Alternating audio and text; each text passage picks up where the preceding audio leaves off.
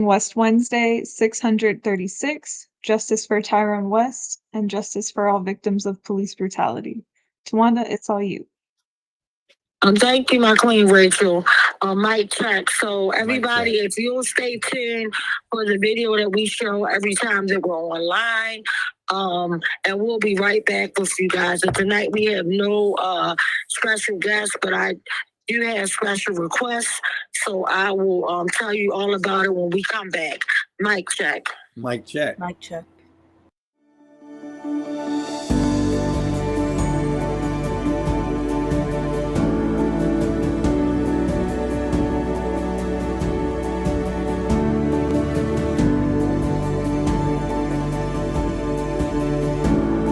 Can't stop, won't stop, till killer cops are in cell blocks. Can't stop. The following video portrays an incident of assault and violence at the hands of police. Viewer discretion is advised.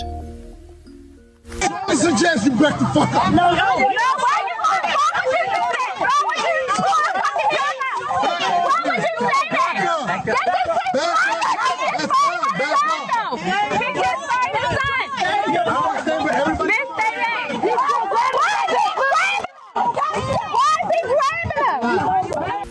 This is Baltimore City Police Officer Jorge Bernardez Ruiz. In a video shot in 2016, Ruiz is seen with his knee on the back of an unknown man with a gun pointed at the man's head. His message was a clear one. Concerned onlookers, adhere to my dictates or else. Here, we can hear Ruiz saying to Baltimore residents, I suggest you back the fuck up. No. It is documented that Baltimore police officer Jorge Bernardez Ruiz is a repeat violent offender, even without access to all complaints against Ruiz, undisclosed by BPD Internal Affairs records. 6 cases involving Ruiz are known. This video will briefly highlight 6 total cases beginning in July of 2013. Case 1, Abdul Salam, July 1st, 2013. Here Salam is seen victoriously smiling in celebration after the jury found Ruiz and 2 other cops liable for brutality against him. However, because the trial was civil, not criminal, Ruiz was not fired and he did not go to jail. Police profiled me.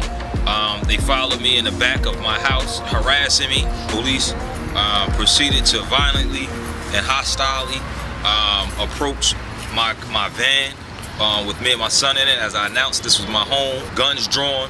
Once they reached my vehicle, they violently pulled me out, ramshacked my vehicle with my 3-year-old son strapped in his car seat, threw me against the gate, slammed me repeatedly. Picked me up by my feet, and while I'm upside down, they proceeded to drop me on my head, hog tie me, and immediately when I fell on my head, Ruiz, in a wrestling type of action, and kind of hit his knee against my neck. I was arrested. I had no idea what I was being arrested for. My son is scarred to this day. He remembers the incident as it happened yesterday. When he talks about it, he always refers to Daddy being on the floor with police yesterday. Case 2, Darrell Harris, profiled, as seen in this video, July 17th, 2013. Yeah, Sid, what's wrong with it? Improper way with it. There's no such thing as an improper way. You gonna tell me my job, bro? I know the law. Are you gonna tell me the law? I know the law. You gonna tell me the law? I know the law. What's the problem? You giving me a ticket? You need my license registration? Yeah, let me get that. To profile, y'all use the seatbelt as a reason. Profile. Hold on a second, sir. Do me a favor, take out your keys. Dad, you can record. For what? Nah. I don't feel safe right now. Do you want me to step out the car?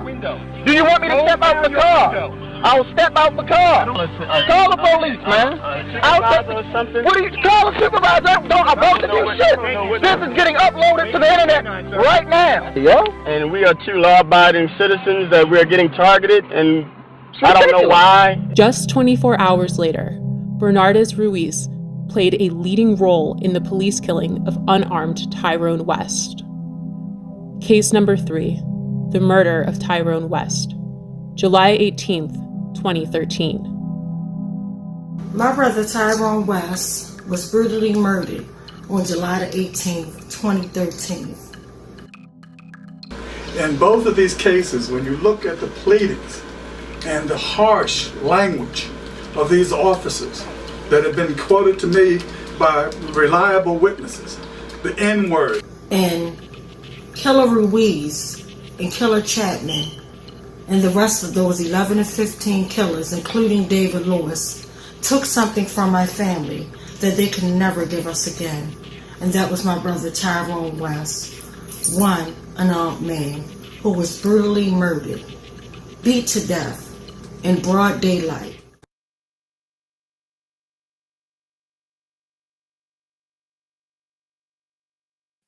Mic check. Mic check. Mic check. Mic check. Mic check.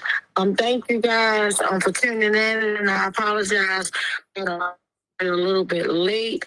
But I just wanted to, welcome everybody to West Wednesday.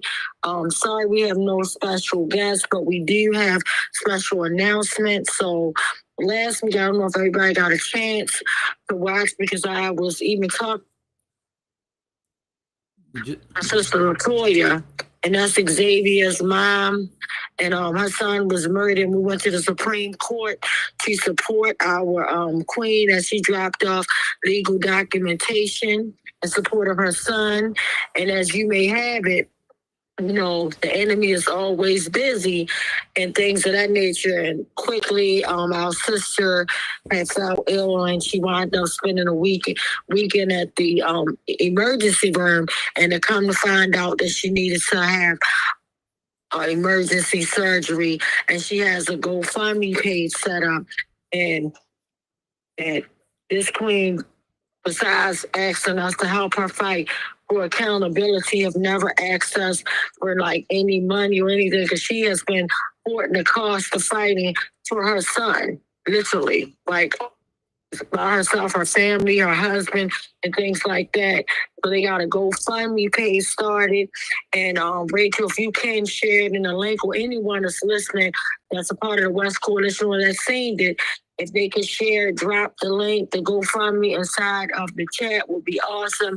And if you guys can, just please share it. Please share it. Because sharing is caring. And if you can support any amount, anything will help for our sister. And, we're just in some real crucial times where right now it seems like everybody needs help. But especially when the emergency happens and you don't even notice about to even happen, right? Like you're feeling fine and shit, all that energy pouring in, and even giving a workshop on how she, sharing is caring, and this queen shared with us how we could actually support, pretty much present our cases of our loved ones to the grand jury, not to the grand jury, but to the Supreme, just the process of doing it and stuff like that. So for me to find even learning it, and I thank for Hillary letting me.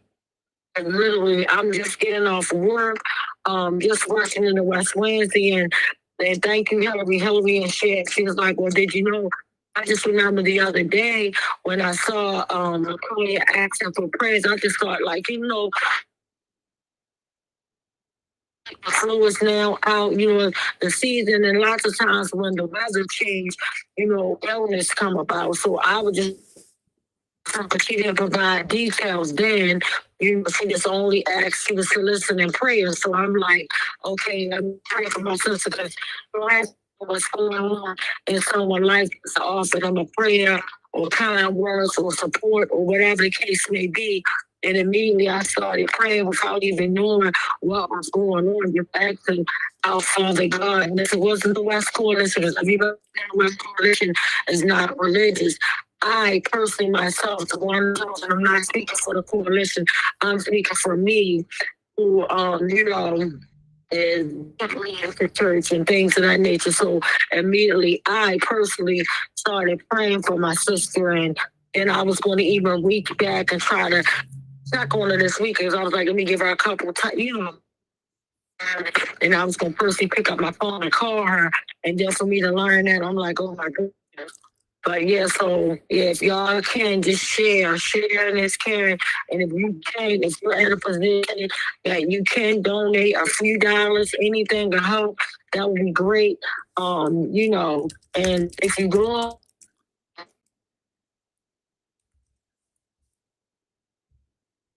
and you know find out what's going on and why they in need of the money situation type of thing.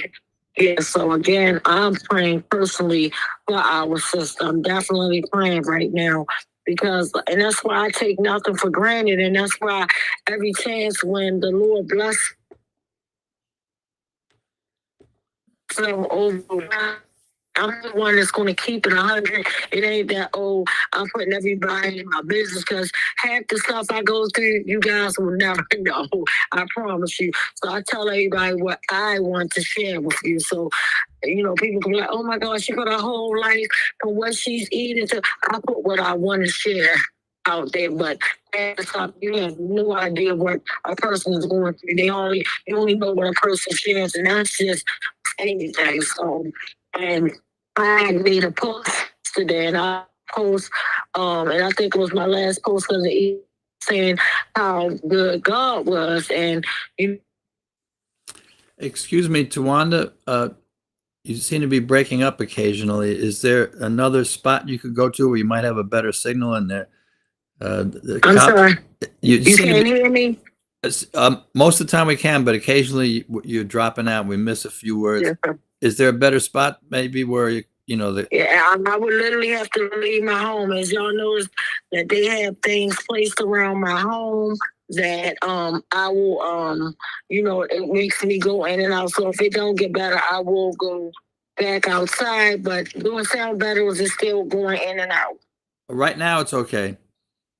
Okay, so just let me know if it does that again, and I don't have no problem with actually going outside. And it said that I can't even, talk in my own home where I'm paying my bills, working hard, and I gotta get poopy service, and I'm paying top dollar for poopy service. And even with people coming out, they can't even figure out why the service is so crappy. They done set like people up on a poles and everything. And I know, like, just being boots on ground, and people that's in the movement, they know about jammers and stuff like that and all that foolishness, so they know what's going on. So, but it said that, but I don't care, whatever jammer they put up, they will never stop the message from going through. But that's right. I was just saying that how good God was, because I had got like a little blessing yesterday that was amazing, because here it is, I'm all trying to scramble up my change to get some gas, because my change strange too. And literally, I'm fighting with myself, like, I know, and like me putting like every other day putting $20 in my car, it's like a waste. But I'm like, I wish I could just fill up, but I'm like, it is what it is. At least I could do that. So long story short, I went, and God was like, put the 20 in there. So I put it in there, and I prepaid for it, went inside, paid for it. And sure enough, I get back to the pump, and the person before me had almost $100 worth of gas. It was like $98.24 to be exact. And I'm looking at like, oh my goodness, when is the best time I like filled up my tank? Like, I'm like, oh my goodness. So I'm just looking at that, but then I start pumping, but the price that the person had paid is still up there. And I'm like, why is gas coming out and this thing not moving? And long story short, it wound up filling up my car and everything. And I was just like, oh my God, thank you for that blood. Good for you. Details. I was just like, yeah. I'm sorry, is it still fading out, Uncle Bill? Yeah, it just broke up again a moment ago. Okay, I'm gonna try one more trick, and then elsewise I'm going to head out to a better place. Let me try something. Uncle Bill, if you could talk a little bit about LaToya and what we did last week for a minute while I try to see if I can't work on this technical issue myself and try to figure it out. Just let them know what was happening last week when we went to the Supreme Courthouse in D.C. Okay. Mic check. Mic check. Well, it was a very moving event. among the people who were picketing outside the Supreme Court and who later held a meeting and discussion, there were about 15 people. I think I may have mentioned this at West Wednesday last week, but perhaps some of you listening were not here last week. There were about 15 people who had lost a loved one to police murder. It might have been a husband or wife, a child, a sister or a brother. And during part of the meeting, each person told their story. And I've heard these sorts of stories many times. It's painful. And at the same time, it's sort of inspiring that so many people who've been through this very difficult situation and are still facing, the trauma and the pain and the loss, nevertheless continue to fight for accountability. So it's inspiring at the same time that it's tragic. But when we were at the Supreme Court, LaToya had prepared all the appropriate paperwork so that she could submit it at the Supreme Court. And she had figured out in the fine print online that it had to be checked for, I've forgotten what the powder was some years ago, poisonous powder that was put in some letters to government offices. And so in order to guarantee for the Supreme Court that that wasn't the case, you had to submit all your paperwork to be tested days in advance. And if you didn't do that, it would be considered late. So she figured all of that stuff out. She was she was impressive in her handling of all that needed to be done. And the submission is partly to requesting that the Supreme Court take a stand against qualified immunity, which is one of the ways in which police are able to get off the hook after they commit racist murder. And part of it, as I understand, I haven't read the paperwork yet. Part of it is also about her son's case, Xavier, and trying to win accountability for that. So it's a fight for her particular accountability, and it's a fight much broader for the effort to win an end to qualified immunity.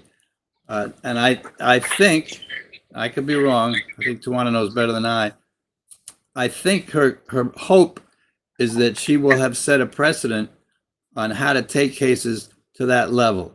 So even if she doesn't win, others and she explained all this in the meeting afterward about the steps you need to take, others will be enabled and encouraged to take similar steps and pursue this level of opposition to police brutality. So it was a very inspiring day. We had 6 of us from West Wednesday who went to DC for that activity.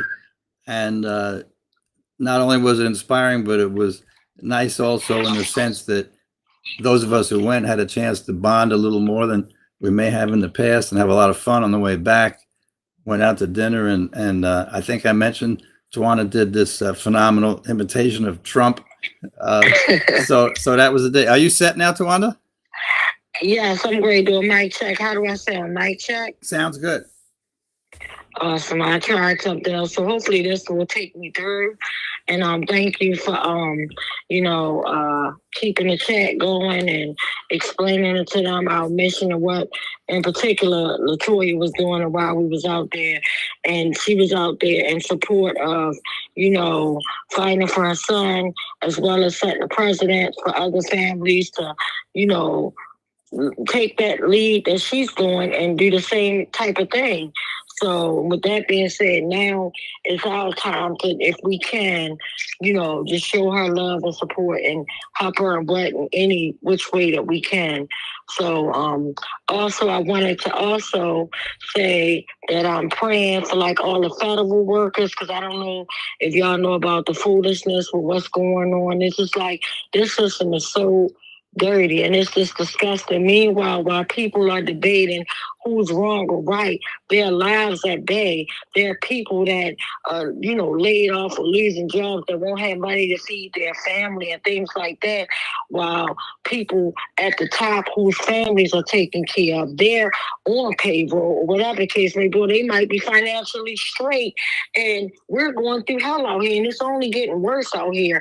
And then I heard today what even struck me even more was I heard about this now, mind you, years ago, they showed, and they did a big case of like a while back, it showed about the speed cameras. They said that they were like pretty much rigged and jammed, and we know that they're jammed because everybody that knows me know that I do not speed. So why in the world if I'm like somebody speeding past me because they're mad because I'm going the speed limit and they getting so frustrated that they're going past me at full speed, I get their ticket, and it's just disgusting. But my whole point, this is a failed system, and it was proven a few years ago. But instead of them, saying, okay, this was proved that it was a failed system, what happens when jobs and people change, it'd be the same game and even worse. They know that it's a failure, but yet now they have even more speed cameras. They even started putting them on highways, 83, just everywhere. I'm talking about everywhere you look. But the whole point of it, it's only getting worse for the simple fact that, mind you, those little $40 tickets that you get, and it seems like it's little, but who wants to get a $40 ticket if you know you're not speeding? And then if you don't pay that ticket on time, then your car get flagged. So you add 30 onto that 40. It's ridiculous. But the whole point, I just learned that like a lot of stuff was passed. So not only with the camera foolishness, now they got something to where as though they're saying with this failed system that if somebody gets caught speeding like over, I want to say like doing like 20 or 30 over the limit, that it can get, instead of you getting just that little $40 fine, well, guess what, guys? You can get up to $400 from those speeding cameras. That is the worst thing I ever heard. I'm like, you gotta be kidding me. It's disgusting. But meanwhile, it's a capitalist system that needs to be just knocked down because it's not working for us. It ain't about, we want to stop. Because for one, think about even still, God forbid, with all these horrible accidents that they're still having and things like that, or they're still having, those speed cameras not saving nobody life. It's not doing nothing. It's just the rich are getting richer. It's just saying, like, instead of them taking that money and saying, because they get billions of dollars off of those speed tickets, because the thing is jammed, the system is rigged, it's not right, it's not accurate, and it has been proven that it was not substantial to even be to where so they took it off. And then you bring it back and more in full effect, you didn't do anything different, but add them everywhere, and then now you're rigging the price to make the price go up, which is really disgusting. And it's just sad. Like, we're in some real times right now. So again, like I said, I'm praying. If you want to say a prayer, you can say a prayer, but I'm praying for anybody that is going through something right now. Like, we're in real times right now where instead of us pulling away from each other, what's going on with this spiritual warfare that I believe, and it's not the West Coalition, they had no idea cover, talk about anything. All they knew was we wasn't going to have any special guests. That was it. But my whole thing, what's happening is a lot of people are isolated because they feel like, okay, well, everybody's letting me down. But that's how the enemy will make you feel, so that way you can suffer in silence. And that's the worst way to do anything. When you separate yourself from people that really love you and you put yourself in a place, you better trust and believe me, the enemy is going to run wild with you. It's going to make you, anytime we have situations where people, like with all this texting foolishness, where you can't even have a decent conversation in person with anybody. Texting, you can read the message wrong, or you can interpret it the way you want to interpret it. And half the time, it may not be like that. You may just be in your feelings and somebody texts you like, hey, I'm going to catch up with you later. I ain't really up to talking. If you wanted to take that in a nasty way, you'll be like, oh my God. They saying that they don't want to talk to me no more. They cutting me off. And they could have just literally, you don't know the day that person had, and they could have just been saying like, oh my goodness. But if you would have saw them in their face and had a decent conversation where y'all can communicate, whereas we letting computers and technologies take over, and that is why the enemy is having this way with the internet. It's not the West Coalition speaking. This is Tawanda Jones speaking. The Internet. You know, where anybody can be whoever they want to be, do what they want to be. It's just, it's horrible. But I'm just telling everybody, I just want to talk. Do not suffer in silence. If you find anyone that you feel as though is close to you, you need to do this with someone. Share with somebody that you trust, and share with somebody that's going to really like help you out and be there like for you mentally, because you cannot go through like depression alone.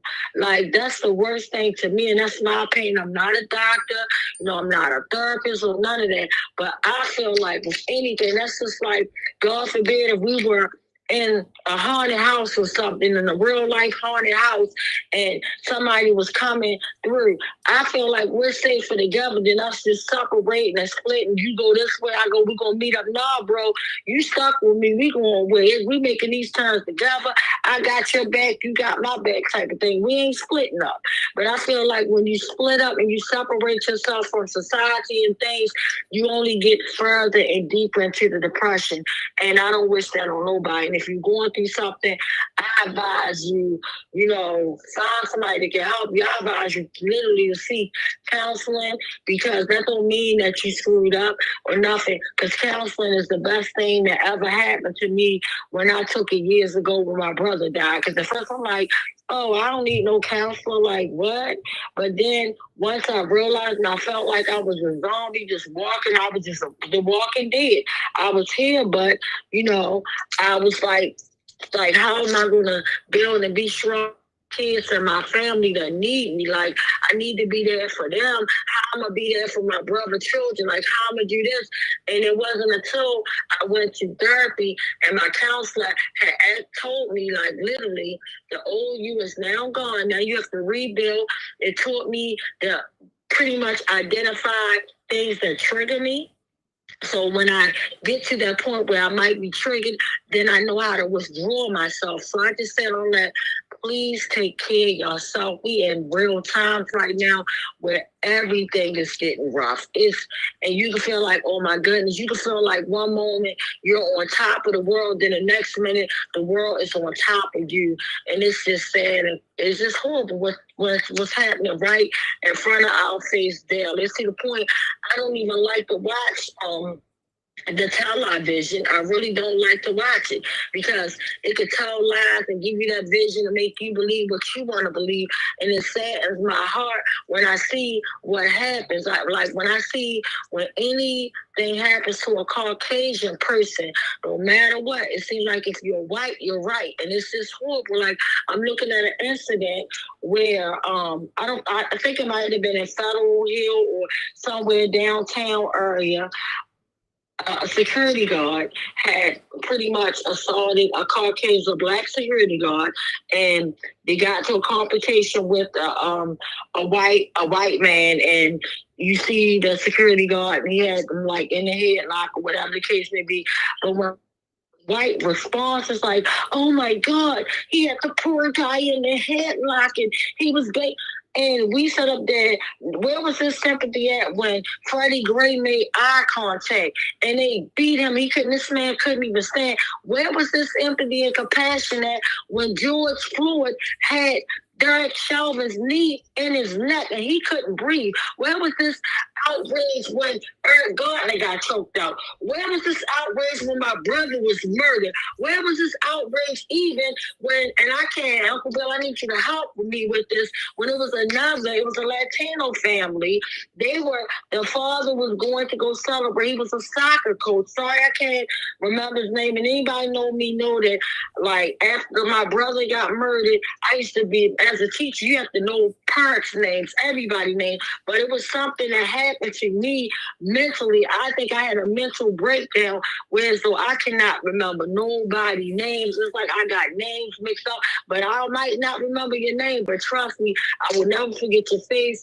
And if you impress me or touch me, I will never forget what you did. Even if I accidentally call you the wrong name, please don't judge my heart. Like, please don't judge my heart. Tawanda, my whole point, yes. I know exactly who you mean, but his name is not coming back to me now either.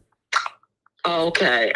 Sorry. Okay. Well, yeah, but anyway, but it was a family. It was a soccer coach I want to say his name again, but I don't know if it was Kevin. It was something. I can't remember his name. I'm sorry.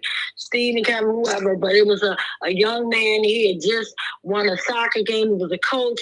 And he went and took his daughter. And they went to this little nightclub and everything to celebrate. And the security guard and him got into it. You know, the security guard was, I believe, disrespecting his daughter or one of his family members. And he said something in defense of them. And the security guard took it to the whole ultimate level and killed this man. Where was the outrage for him? We had to, at the West Coalition, go out there and fight with the family in front of this night club, and thank God for the family being so into it and engaged and involved. Like, we're gonna protest down there. We're gonna make sure that this person get, held accountable. But my whole point is, instantly, when somebody called case, this like immediate justice. Like, we're gonna get justice for you, accountability right then and there. Was like, they were like, you know what, we're gonna suspend the contracts of this security company. We don't really use them too much anyway. We're just suspending all. Like, they do swift, but with us, they drag their feet. Where was the outrage when Nicholas Lee, and I hope I'm not saying that brother name, when he was murdered by a white security guard? It's a Muslim brother. Mr. Lee was born in a supermarket where Brandon Scott, our mayor, mother works at, right, out in Ricestown, right, in West Baltimore. Where was the outrage when Nicholas Lee went in there? And I'm a just in case you forgot who Nicholas Lee was, a Muslim, handsome young brother, father, husband, friend, all that stuff, was doing him in it. It was in the summertime. Him and his wife and child had went swimming. And, after you go swimming, it's cold when you go to the supermarket. And they stopped in the store to get their baby some formula and baby food and some more product from the supermarket. And as he saw his baby like shivering as they were going into the market, he felt the temperature real cold. What will a father do? A father's going to take the shirt off of his back and provide it for that baby. And that's all Nicholas Lee did, was took his shirt off and wrapped it around the baby stroller so that his son would not be cold in the supermarket. And immediately this white racist piece of crap, and this is not the West Coalition, this is the one that's calling these people out. Y'all know I don't have no filter. Anyway, boom, that's why a lot of people don't, either you like me or you hate me. And the ones that hate me, I don't care. Hate your mother. Moving right on. But next, anyway, moving right on. Y'all know I'm going to be me. But anyway, this young brother went in the supermarket and saw this white man just saying, hey, sir, I see you doing a good deed for your wife and your child. But is there any way you can put your shirt back on, or maybe I can see if I can do something? But you're not, the policy says, unfortunately, you're not allowed to come in here without a shirt on, or whatever the case may be. How can I help you with this situation? Can we, maybe if your wife can like go on the app and order the food, and maybe I can see if I can't talk to him. Anything, nothing. It was just, you can't come in and start yelling. He had the nerve, this white piece of crap, human crap, had the nerve to spit on in his white face. And what man is going to stand there, or what person's going to stand there and let you spit in their loved one, their spouse, their significant other's face as a loved one?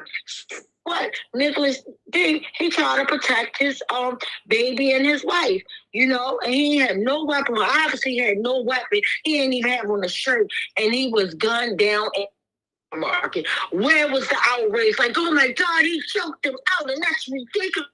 Oh my, where was that outrage? Where was that swift justice? And what really messed my head up, and I was so like, my heart was broke when Ivan Bates was like, oh, I'm not charging a security guard, blah, blah, blah. And I'm like, you gotta be kidding me. So this is the foolishness. And y'all already know I don't have no cut cards. I don't kiss nobody hind parts for nothing. That's just me. I felt some type of way about that whole situation. But again, we show outrage. We want to show it for some folks. We need that same energy and strength that we have for down up the hill, up in, Fallon Hill, we should have for down the hill. You know, where's the outrage when all these people get hurt down the hill, disrespected by police officers and just by racist people, just by even ourselves, we disrespect each other, you know, and just people, you know, but where's that outrage? That's my whole point. And it's just not right, but it just smack on our face every time when I see something happen. So that's why I really feel some type of way of fighting for all these weeks for accountability, and you get small little victories. But where's my day in court at? You know what I'm saying? Like, we're still waiting. Thank God that they're, you know, supposed to be reinvestigating my brother's case, but still haven't heard any more about that.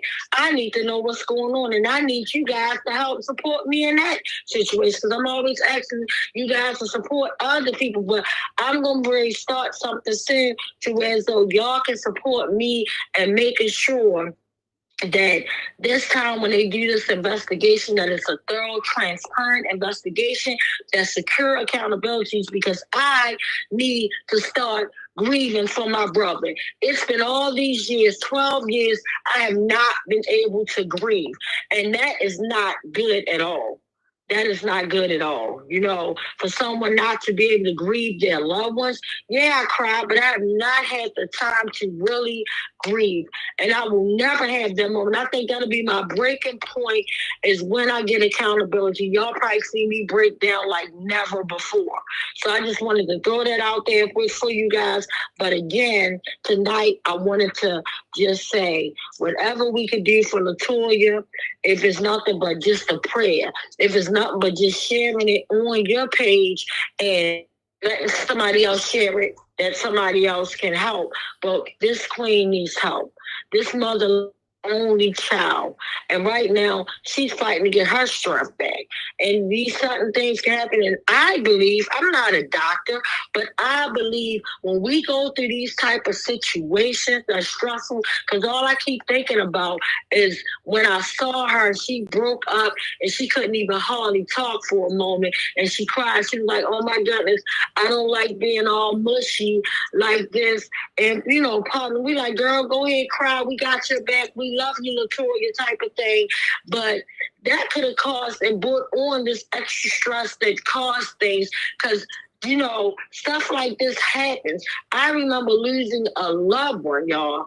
My uncle, Clifton Anderson, wound up getting a stomach ulcer. He was the main one out there, the man of my family, among other men in my family, that was out there on the front line fighting for accountability with me. And then all of a sudden, he started feeling pain in his stomach, and he went to Johns Hopkins, which they need to investigate. Johns Hopkins Hospital should have been shut down a long time ago doing experiment on Black women without their consent and permission. If you think it stopped at that one sister queen that they was doing with Miss Lockett, that they was doing all this stuff with herself, we gotta be silly if we think it just stopped there. But my whole point is, he went in because he was stressed and got a stomach ulcer, worrying about his poor nephew, and then that turned cancerous because they left stuff in him, and it turned cancerous, and that took my uncle life without accountability. And yesterday, and we're gonna go to the phone topics and all that. Not the phone topics, but any questions or comments in a minute. But I just wanted to say, Nicole has been on my heart and mind a lot, because even yesterday, for some reason, me and Adina had started talking about. Immediately, as soon as me and her ended our conversation, the first memory I pull up, I'm seeing Nicole. And then even after yesterday, and I went to go see my memories for the day, there's still Nicole. She was doing a standing comment. It's like Nicole is trying to tell me something. I don't know what it is, but she's really talking. She's probably just saying she missed us and send love to her kids and her husband and family like that. But, and if anybody don't know who Nicole Cataford is, that's the wife of Marcus Cataford, Anthony Anderson's son, and she was fighting to hold it up. Her father-in-law, who she never got a chance to meet, every time she got a chance to hop on West Wednesday, every time she got a chance to go out of town, she was talking about Anthony Anderson, and she was also talking about her daughter Aja, who was killed from gun violence, her 16-year-old baby girl. So this queen had a lot, and as soon as she was getting to the breaking point this year of get ready to be featured in a movie. She finally was dead, y'all, and instantly she died. I'm still messed up about it. I still don't believe it. I don't want to start talking about it too much because now I'm starting to tear up. But I just want to say, guys, stop treating your loved ones, your families like we can see them tomorrow. Because guess what? Tomorrow, the day is not promised to us. Y'all keep playing in people's faces and keep on being phony and fake and not calling people that love you and just doing all this stuff you're trying to prove. But guess what? God forbid something happened to them, that weight is going to be on you because you didn't fix it. You just left somebody hanging and swinging in the wind. And God knows we all go through our own stuff, but you should never leave your loved one to have to figure out or think, oh my God, what is my loved one going through? What is they going through? Like, and not even being able to talk to you, that's sad. That's like, we're in real times, but however somebody want to carry their life, I'm letting people live how they want to live. Y'all live how y'all want to live, because I'm not chasing nobody. I'm not begging for no relationship. I'm not doing none of that. So my whole point is live to love, love to live, and I love you all. But we need to say to each other every day that we love each other and stop acting like we got tomorrow or later on, because guess what? That later on might not never happen. That later on might be right now, this moment. And I remember that last post that Nicole said to us was, y'all, if we don't get together for laughter, God will bring us together to cry. And that was so profound. And I was like, oh my God, that was deep. And for her to leave a deep message like that, and she didn't even make it to the next day after, that was her last post on Facebook. Let Nicole be the way and the life and the truth, y'all. It's true. Like we all on borrowed time. I don't care how much money you got. I don't care how poor, how popular, or whatever the case may be. We all have an expiration date. Sorry to be the bearer of bad burden of bad news, but guess what? It's the truth. We all have an expiration date, but I'm just telling y'all not to scare you. Let's just enjoy life. Let's just enjoy each other. Let's love on each other while we got each other. Because it don't mean nothing when you looking down at a lifeless body that's cold if they have an open casket or whatever the case may be. You can't say those words. Say the words while the person got blood running through their bodies. They can hug you. They can smack you, whatever the case may be. This is the time. The time is now. Don't wait till later. The time is now. So I'm going to do a mic check. We're going to check through the comments, and then we're going to come back. Mic check. Mic check. Mic check. Starting off with mic check from Mainism and me. Hillary also linked the GoFundMe for Latoya's emergency surgery recovery fund. AC Britt commented, the change, referring to you, Tawanda, the change in you is evident in pictures of you. Like you say, your smile was stolen along with your brother. Unfortunately, most people don't empathize until it happens to, quote unquote, their own kind when it comes to white men.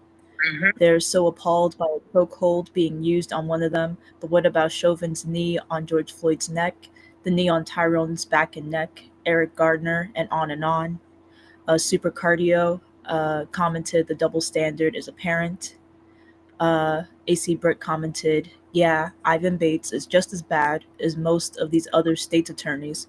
There's no reason to not charge that security guard when it was a black female security guard at a Royal Farms in a similar situation. She was charged and jailed. Hillary commented, the disrespect given to black and brown victims is disgusting and shameful. Your continued fight for accountability is much needed, and you deserve all of the support in the world. And Super Cardio commented, rest easy, Nicole. Mic check. Mic check. Mic check. And thank you, Queen, for sharing that, Khalil. I really appreciate you. And thank you, everybody, for all your mic checks, for your positive comments just now. Definitely feel the love. Thank you, guys. I'm giving all y'all a big virtual hug. Thank you, guys, so much. And one more thing I wanted to share and say, because I heard that we don't have a police brutality list, and I think we have do we have a community violence list, or is this a few names? Yeah, there is a community violence list.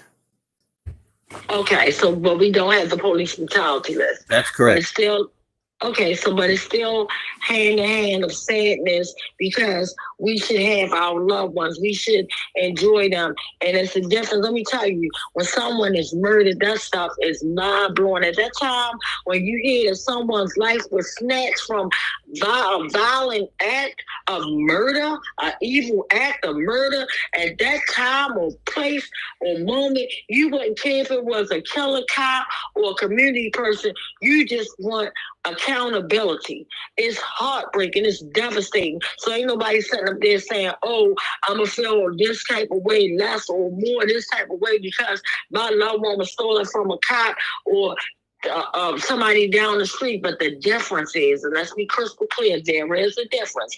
When a killer cop kills your loved one, they're hardly held accountable if they are ever, right?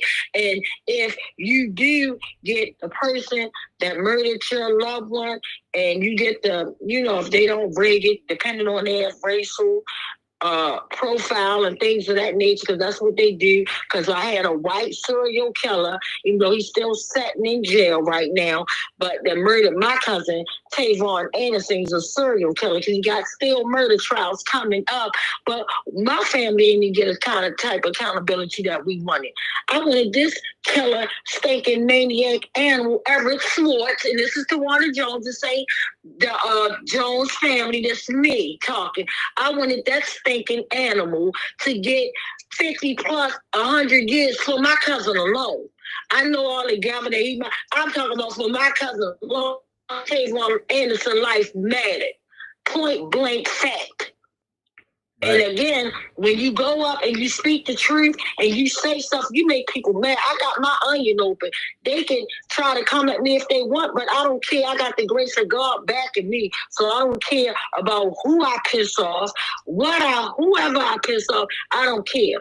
I don't care. Just as simple as that. Because I'm not lying about anything. I'm telling you guys the truth, and the truth don't need no support. But again, the big difference, the only difference is that most of the time with police brutality, because the badge speaks for them, they're above the law, then they don't get no type of accountability. And that's the heartbreaking part. That's the only difference, right? So, but again, we stand for police brutality victims as well as community violence. That's why on our platform every week, whether we're in person or online, we pretty much announce and say we talk about all the victims of police brutality and murder as well. It's hand in hand. Tawana. I'm sorry. Sorry to interrupt you, but Dan just looked up the name you were looking for, and it was Kevin Flores. Okay, his name Kevin. Okay, Flores. Thank you. Tell Dan I thank you. Thank you so much. Yep. Yeah, I appreciate that. And his name was Kevin. Okay, cool. Yeah, so that was the security guy that I was talking about, the soccer coach that was killed. And where was that outrage? Like, oh my God, what happened? None of that. It was none of that from the white people. The white media, I must say, because I'm not going to say all the white people, because we have white people out there with us representing the same white people that's representing and helping my family fight for accountability. But I'm talking about the racist media. That's what I'm talking about. Where was that outrage? Where was that keep on running the story and showing it over and over again? I didn't even see or hear anything about it on the news. It's disgusting. So this is a racist system, and we need to just trash it, But it's a lot going on. But like I said, I believe that love can pull it through. We have to love on each other, and the time is now. Like, we can't wait. And I just want to let y'all know I have something big. It's been touching my heart and weighing on me because y'all know how we did a big rally put together because about our brother Bilal that was murdered, shot over 38 times in West Baltimore. And we got boots on the ground and we did a direct action in support of him. Guess what?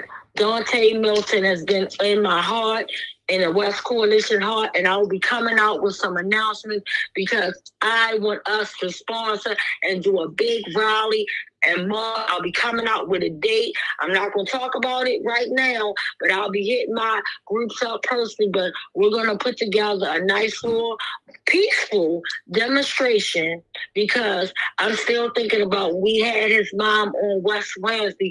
No mother should have to go through that type of pain. And the way her son was just literally screaming, I can't breathe. And I thank God that this time, with the medical examiner's office failing my family, not just Tyrone West, and covering for the police officers that murdered him, David Fowler, who's foul. He lied on over, oh my God, like he's been lying for decades. You know, I feel like in every case, any case should be questioned under this man's tenure. But however, they always lowball stuff down and get like a handful of names when he did a whole range of evil things. And that's terrible. Everybody's family deserves accountability. But when you see, even with the small cases, and I'm praying that the small cases, including my family, thank God that finally my brother's name will, it's out there, and they changed my brother's death into a murder. They called it murder, not no undetermined foolishness.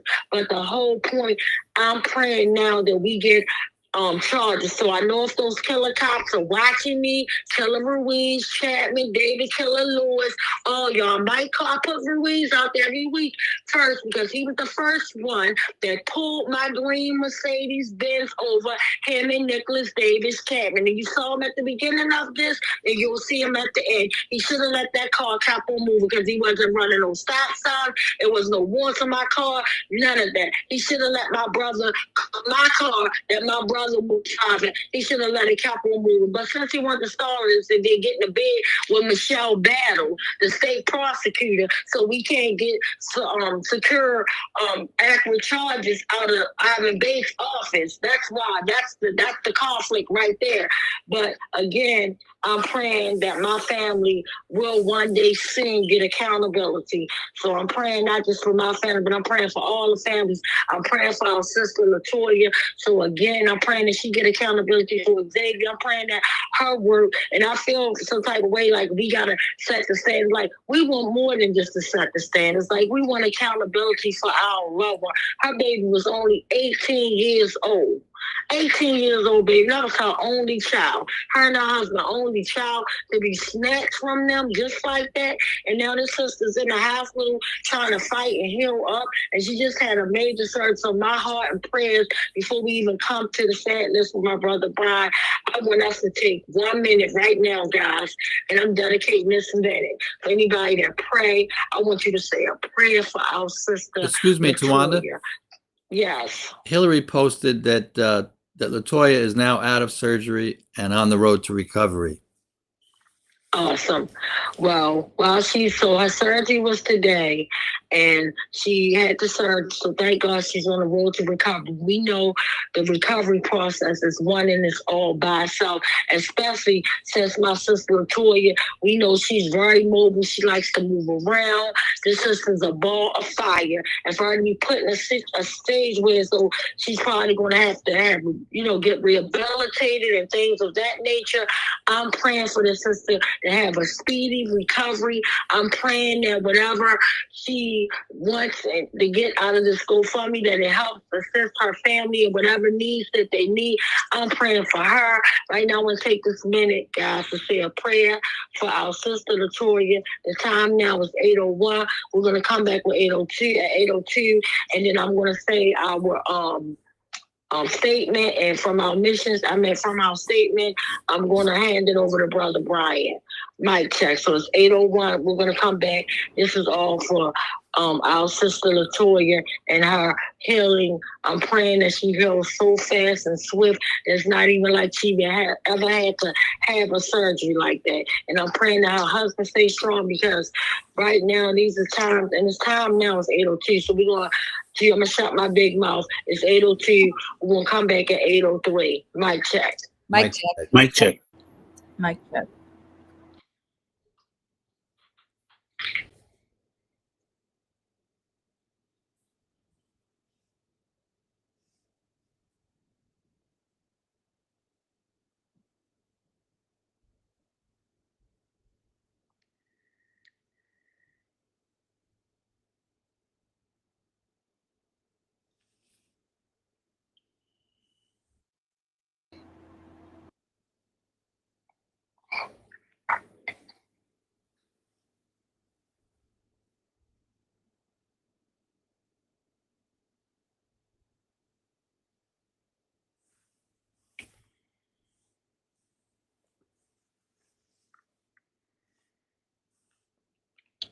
All right, thank you guys so much for your prayers and positive energy, Sister Latoya, and hopefully she's on a speedy recovery road to just like recovering, and then by the time she gets it, that she get the good news and everything that she did and that we did as different coalitions to pull beside her works in the Supreme court system. Because, like, again, when one family gets it, that's a win for all of our families. So definitely praying. I'm going to go straight into our mission statement. It is the mission of the West Coalition, and I'm not reading, I'm just going, I'm freestyling, y'all, so work with me. It is the mission of the West Coalition, not to just fight for accountability for my big brother Tyrone West, but for all the victims of police brutality and murder, and just all the victims. Because guess what? Every victim does not die. We have victims that survive through going through that type of pain and trauma associated with it, and then they start blaming themselves, or they start feeling less than because they survived, and they start looking at how, the high numbers of people that don't survive, and then they start feeling, even blaming themselves like, oh my goodness, why did I survive? Well, we got y'all backs too, because y'all did not deserve to go through what y'all went through. So again, we're fighting for all the victims of police brutality and murder. We believe in mediation. We believe in that if you can sit down at the table and have a disagreement, and y'all can agree to disagree, guess what? Everybody's safe. We believe in peace. We're coming from a loving place. We're coming from a caring place. And we know that we don't have all the information to provide about any of the cases, and the people involved in the case. We don't know anything about them. All we do is look on a local news outlet, and that's where we get our information from for the community violence list, and we'll go from there, and we'll say those names just out of a loving space to humanize these victims, and just to show that these were, people that are associated to a family that care about them, even if in some cases somebody might feel as though that they were the bad guy. I believe that nobody should be brutally murdered. That's just my opinion in it all. But the whole point is we care about everybody. And again, unfortunately, we don't have no direct information about nobody involved or what happened. All we do is get our list from the local as well as the national outlets, but we have no direct information. And I apologize about that in advance. And then also, it might be too much. So if it's triggering to hear these names, then this is your chance to kind of step away. And again, I want to take one more minute just to, if you're in a prayer, stay in a prayer. We know that a minute is not long enough to do anything, but just to show love, respect, we're going to take 1 minute in prayer. I say, and that's fine as well. You can literally just send nothing but positive thoughts and feedback right now to whatever device or wherever you at. Just send nothing but positive energy here, because that's what we need. Positive energy, love, and prayers right now. The time now is 8:06. At 8:07, our brother Brian will be up with the unfortunate community violence sad list. Mic check. Mic check.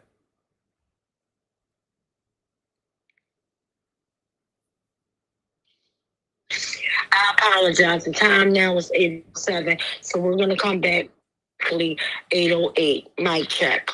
Mic check.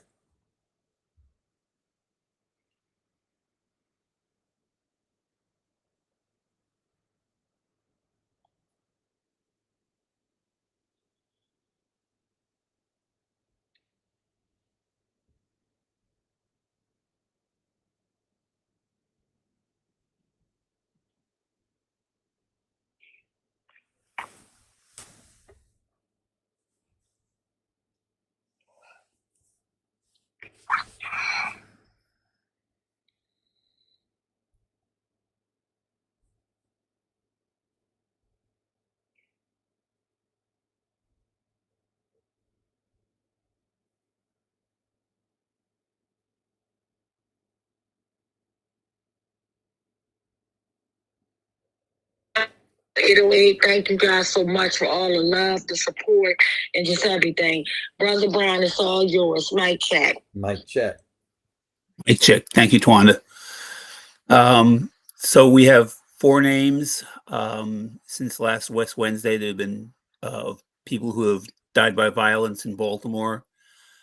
One of them I'm going to give my best stab at pronouncing, but it's not a name that I'm at all familiar with, so I'm just going to kind of give it my best shot. But regardless of that, we just ask that you lift these names up in solidarity with their families, in solidarity with their friends, and just to dedicate ourselves to this work that we're doing to end violence and tragedies such as these. So if you would just echo their names back. Tyrone Wright. Tyrone Wright. Tyrone Wright. Mekonnen Habatsi Lassi. Mekonnen Habatsi. Mekonnen Abate Lassi. Lassi. Michael Schuler. Michael Schuler. Virgil Holland Jr. Virgil Holland Jr. Thank you. Thank you, Brother Brian. And I want to give a big shout out. Thank you for the West Coalition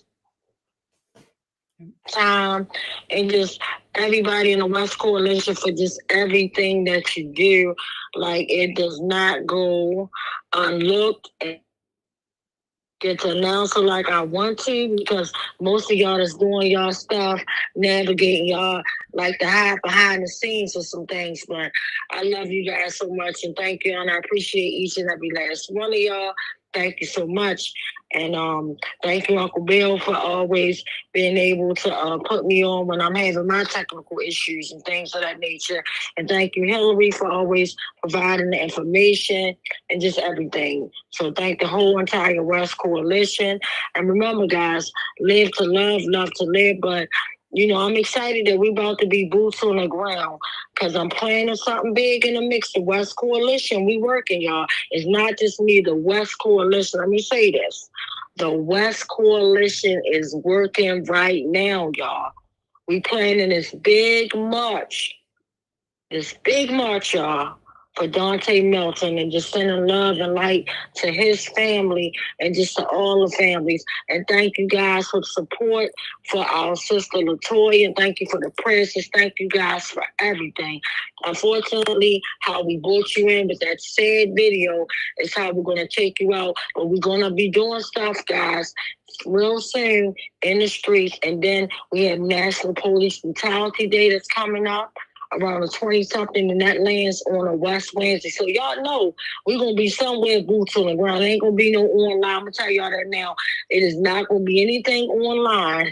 So I'm going to let y'all know that. So we got 2 big in-person things that right now the West Coalition is working, y'all. And guess what? We working without a paycheck, because ain't nobody from the West Coalition. We not under no grant. We ain't. This is just all us doing this out of love, blood, sweat, and tears. So live to love to live. I love you all. We can't stop. We won't stop until killer cops are in cell blocks. Mic check. And Mr. West begging for his life, and Mr. Salam begging for his child to be excluded and comforted from what was taking place. Not for himself, but for his 3-year-old child. Case number 4, Adina Britt and family, September 10th, 2015. My name is Adina Britt, and I wanted to submit a 30-second testimonial that Jorge Omar Bernardez Ruiz is one of the 11 terrorists that came into my house performing a home invasion in September 2015, terrorizing my entire family and even holding my 12-year-old son at gunpoint. He needs to be stopped. Case number 5. Unidentified arrestee. Assaulted in 2016. I suggest you back the fuck up. No, why you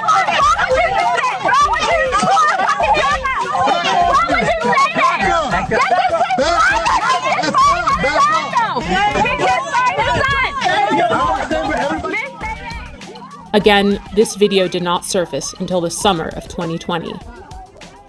Case 6, Thomas McCullough, May 2016 and February 2017. I heard my front door coming off the hinges like it exploded. Thomas McCullough says it happened twice. In May 2016 and February 2017, Baltimore City Police burst through his green front door and raided his Pimlico home. They said, police. They come up, shotguns, guns. He says officers ransacked the place, looking for drugs, money, and weapons. He took pictures of the damage he says they left behind. Tell us where the drugs are, the scales, the guns, and the large amounts of money. Nothing was found. Now he's suing police, claiming officers, including a former member of the Gun Trace Task Force, frightened him, his wife, and father-in-law when the officers conducted what his suit calls an illegal search of his home. The owner of the house tells 11 News after the second raid, he had to replace the front door. McCullough and his attorney say they want Baltimore police held accountable. There is a colossal breach of trust. And McCullough tells us following both raids, no one was arrested or charged. This all begs the question, when will Baltimore City State's attorney see the prosecution of Bernardez Ruiz as warranted? They were the stopping officers in these so-called jump-out cars, unmarked and so forth, that stopped both the West vehicle and the Salon vehicle without probable cause.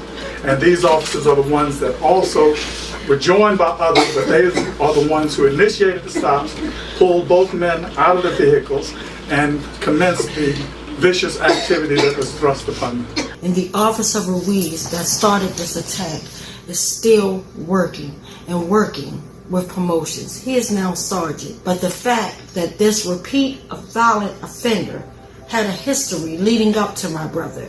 There was Darrell Harris, there was James Green, Joseph Green, Abdul Salam. No one family deserves to be brutally murdered or brutalized by this repeat violent offender Ruiz. It is time we take action. The time is now. Baltimore police officer Jorge Bernardez Ruiz is a repeat violent offender. Based on these accounts, in accordance with the law, we, the West Coalition, call for him to be fired, prosecuted, and incarcerated. We're more than hashtags and body bags. We're more than being 6 feet in the dirt and pictures and buttons on t-shirts. Our lives matter. For the safety of our city, the prevention of further harm, and the justice for these families, we see no other option. And again, I'll say, the time is now.